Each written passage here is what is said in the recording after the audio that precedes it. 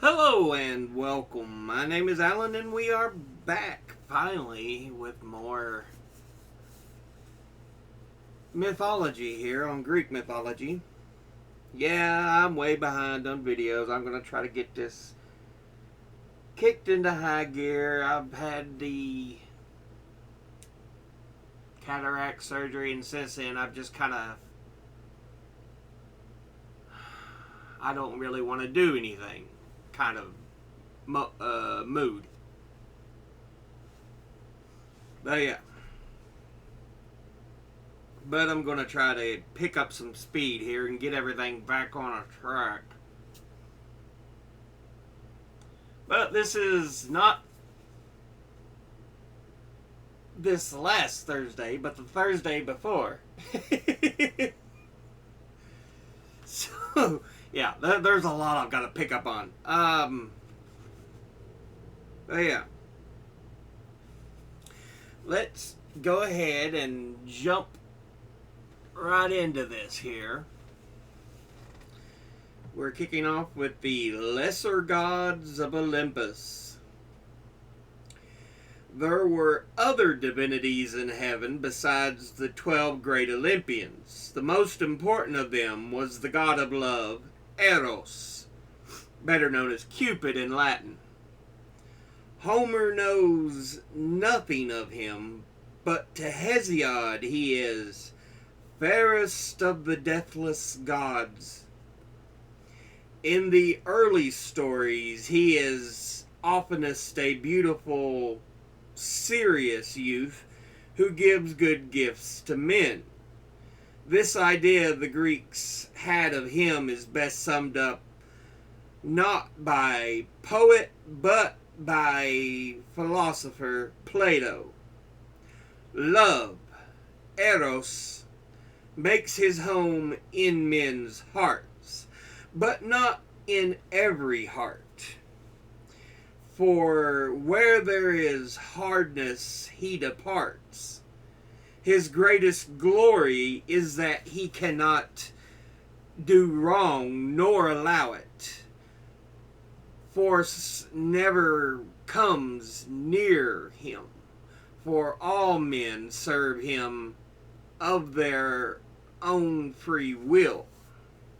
And he whom love touches not walks in darkness. In the early accounts, Eros was not Aphrodite's son, but merely her occasional companion.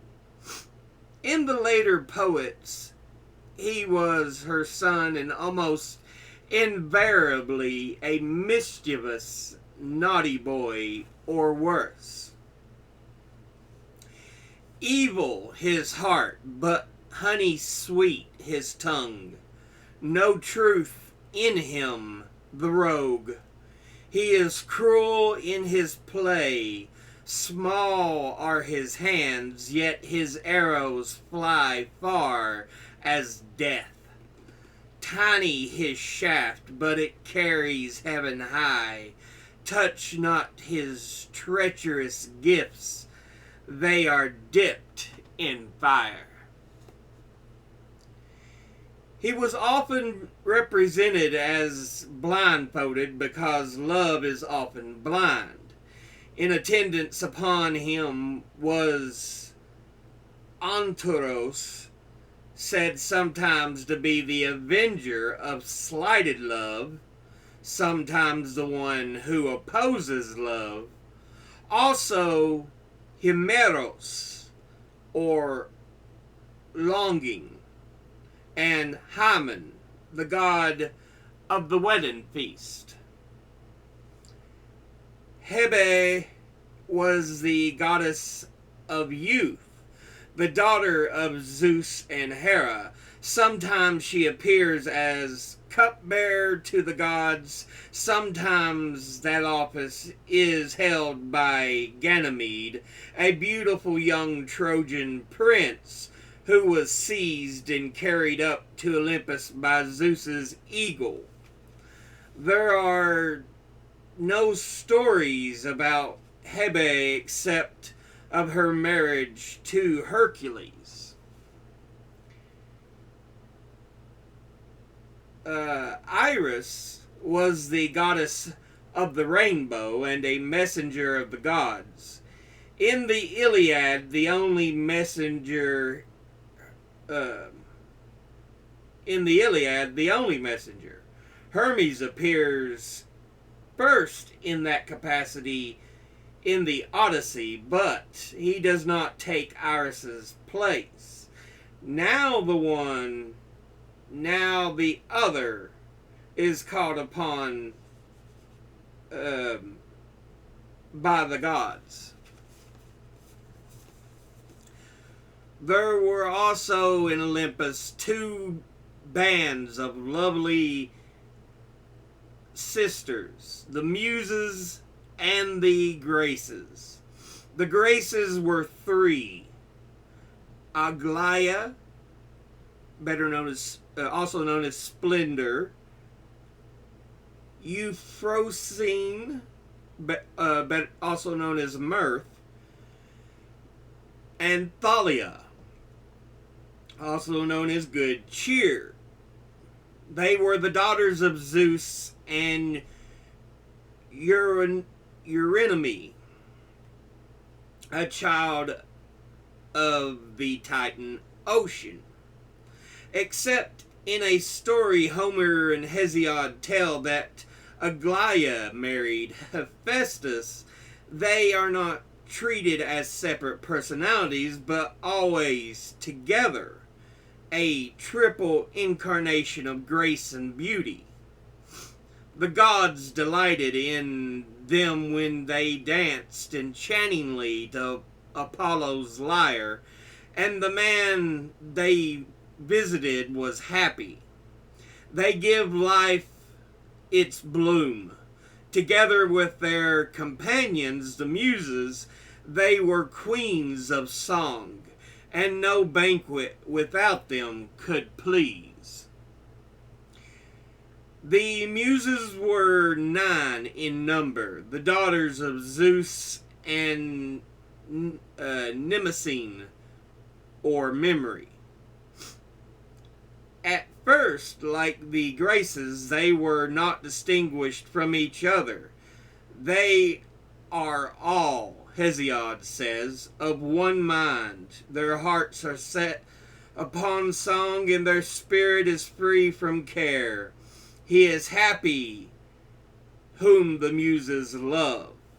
For though a man has sorrow and grief in his soul, yet when the servant of the Muses sings, at once he forgets his dark thoughts and remembers not his troubles. Such is the holy gift of the Muses to men. In later times, each had their own special field. Clio was muse of history, Urania of astronomy, Melpomene of tragedy, Thalia of comedy, Terpsichore of the dance, Calliope of epic poetry, Erato of love poetry, Polyhymnia of songs to the gods, Euterpe of lyric poetry. Hesiod lived near Helicon, one of the Muses' mountains, and the others were Pierus and Pieria, where they were born, Parnassus, and of course Olympus. One day the 9 appeared to him, and they told him, "We know how to speak false things that seem true, but we know when we will to utter true things." They were companions of Apollo, the god of truth, as well as of the Graces, Pindar calls the lyre theirs as well as Apollo's. The golden lyre, to which the dancer's step, listens owned alike by Apollo and the violet-wreathed muses. The man they inspired was sacred far beyond any priest. As for the idea of Zeus, became loftier. Two august forms sat beside him in Olympus. Themis, which means the right or divine justice, and Dike, which is human justice. But they never became real personalities. The same was true of two personified emotions esteemed highest of all feelings in Homer and Hesiod. Nemesis, usually translated as righteous anger, and eidos, a difficult word to translate, but in common use among the Greeks. It means reverence and the shame that holds men back from wrongdoing. But it also means the feeling a prosperous man should have in the presence of the unfortunate. Not compassion, but a sense that the difference between him and those poor wretches is not deserved. It does not seem, however, that either Nemesis or Eidos had their home with the gods. Hesiod says that only when men have become completely wicked will Nemesis and Eidos, their beautiful faces veiled white raiment, leave the wide earth and depart to the company of the immortals.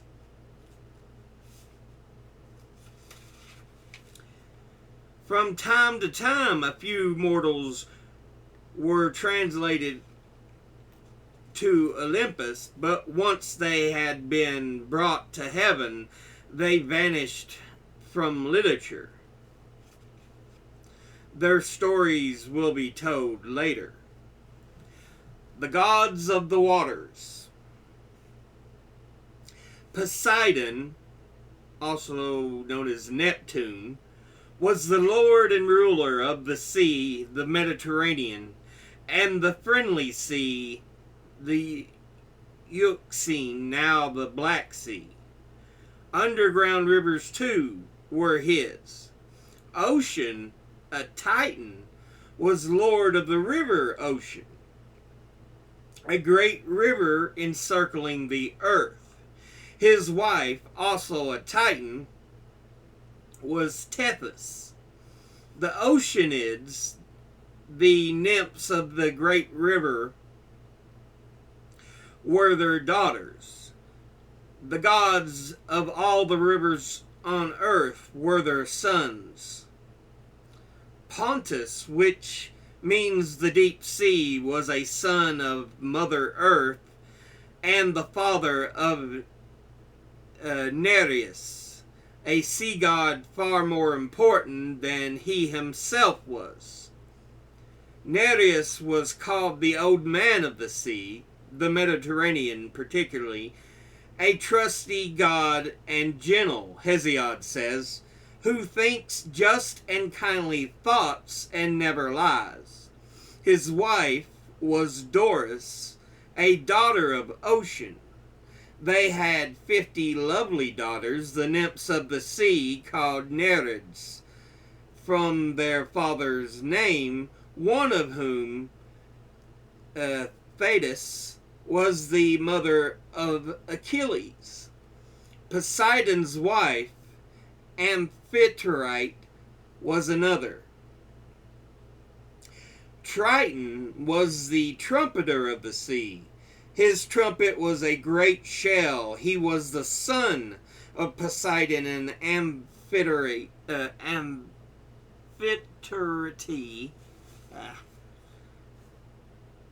Proteus was sometimes said to be Poseidon's son, sometimes his attendant.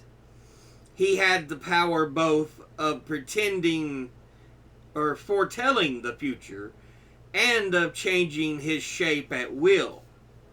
The Naiads were also water nymphs. They dwelt in brooks and springs and fountains. Leucothea and her son Palaemon, once mortals, became divinities of the sea, as did also Glaucus, but all three were unimportant.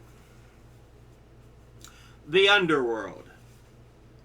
The kingdom of the dead was ruled by one of the 12 great Olympians, Hades, also known as Pluto in Latin, and his queen Persephone.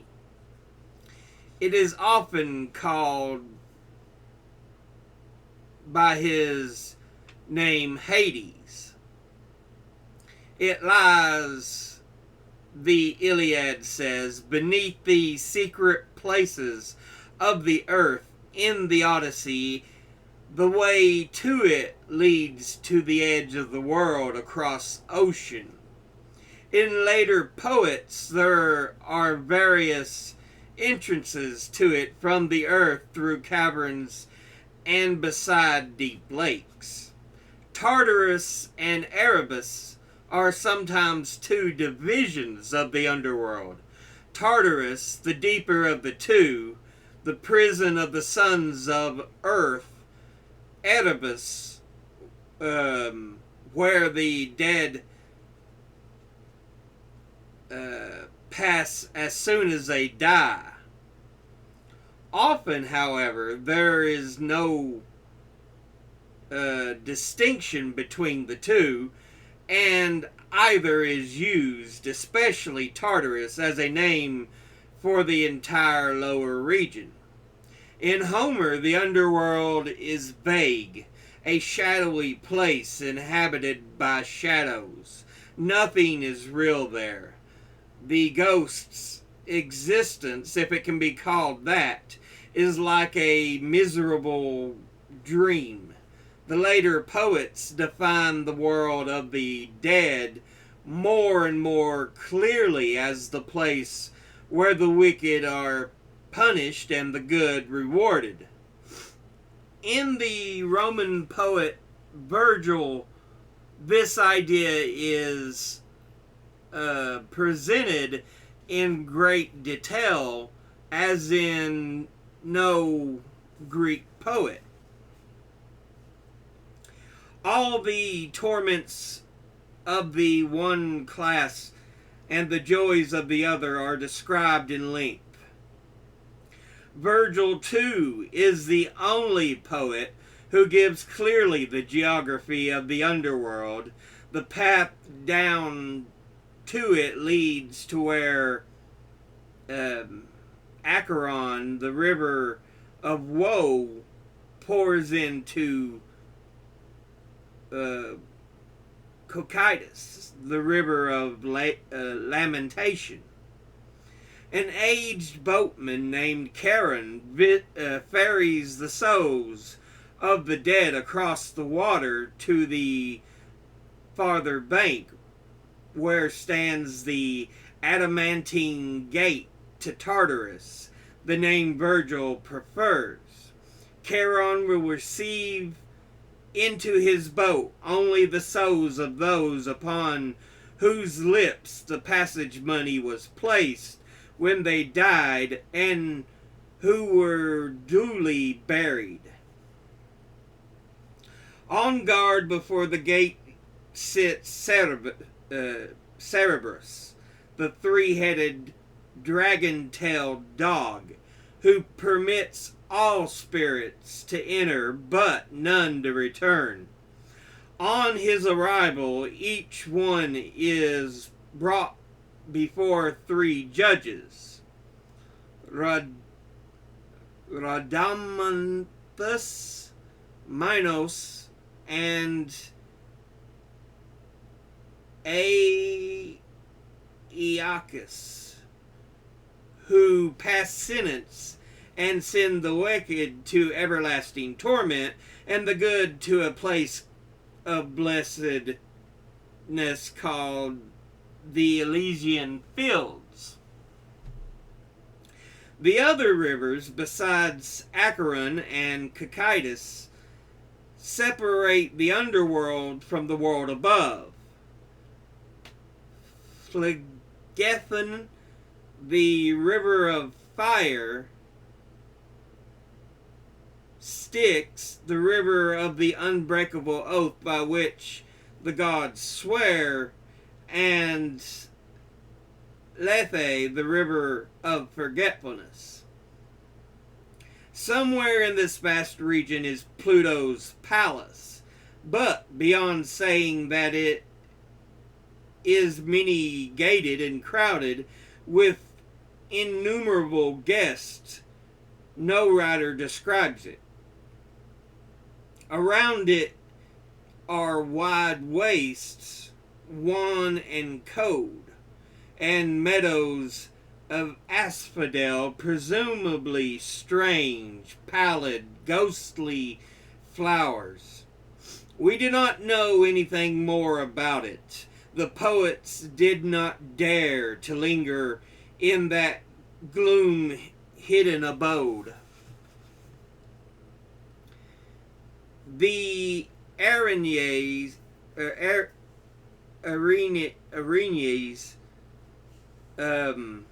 also known as the Furies, are placed by Virgil in the underworld, where they punish evildoers. The Greek poets thought of them chiefly as pursuing sinners on the earth. They were inexorable but just. Heraclitus says, "Not even the sun will transgress his orbit, but the Araignées,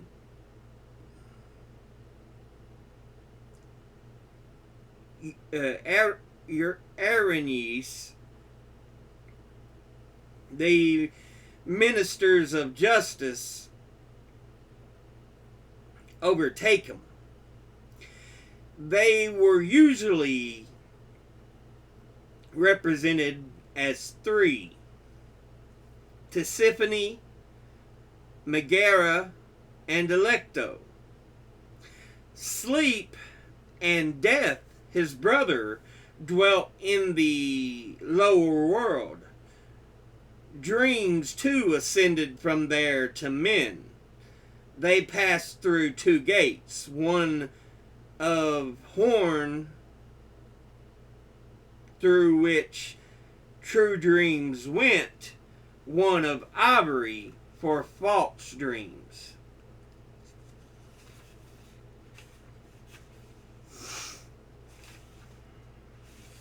And I think we'll go ahead and end this chapter, or end this episode there, because we get into a long one with the next part, in which we talk about the lesser gods of Earth.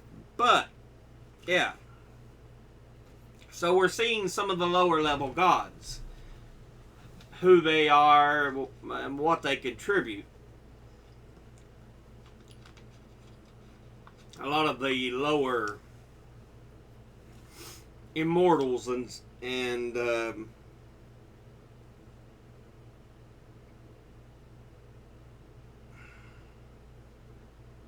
children of the gods, such as the Nymphs and all the different entities. So yeah, we get some description of Hades, the realm Hades rules over. But yeah, we get some description of Neptune, well, Poseidon, and the realms he and the other water entities ruled over.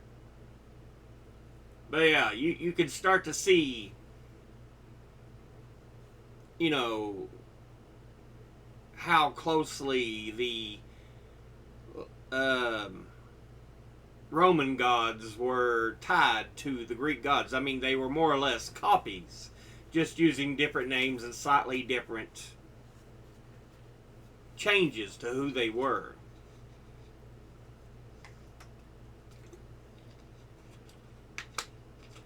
You know,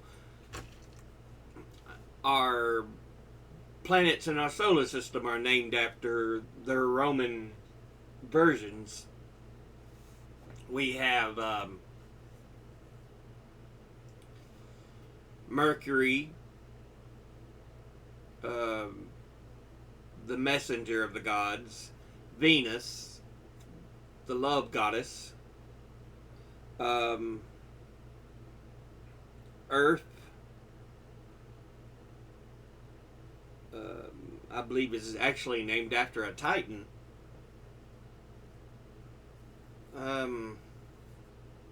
Mars, the Roman version of the god of war. Jupiter, which I believe is Jupiter supposed to be the cross with Zeus? I can't remember on that one too well. Saturn, I think, is supposed to be the Roman version of Uranus, one of the Titans.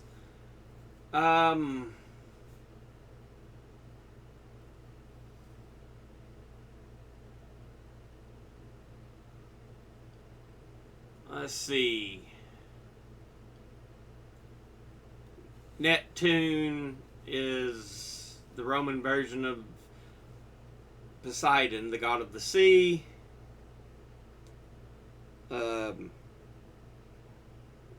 Uranus is supposed to be I believe he's the Roman version of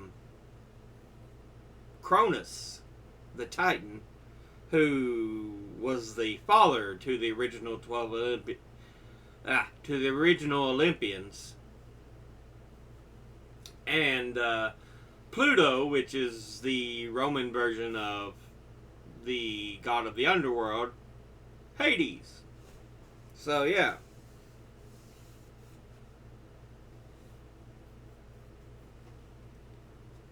But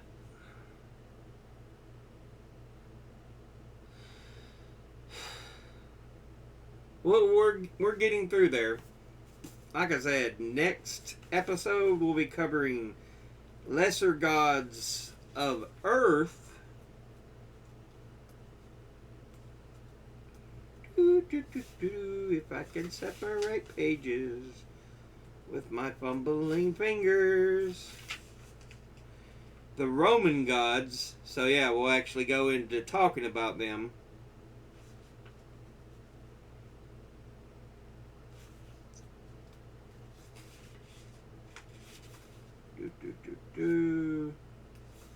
Talking about how similar they are. And that'll be the end of the first chapter.